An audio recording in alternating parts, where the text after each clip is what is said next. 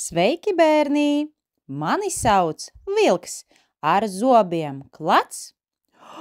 Man ir notikusi bēda. Es pazaudēju visus savus divskaņus. Vai tu zini, kas ir divskaņi?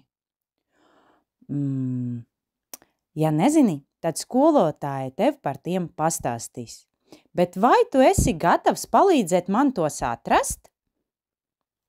Tev būs vilciens, kur katra lodziņā būs jāiesēdina viens divskanis. Vēlu tev veiksmi!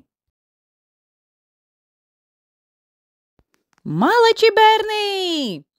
Es dzirdēju, ka vilciens jau ir atbraucis pie manis. Jūs palīdzējiet man atrast visus divskaņus, īpaši manu mīļāko au! Paldies tev! Tiksimies nākamreiz! Atā!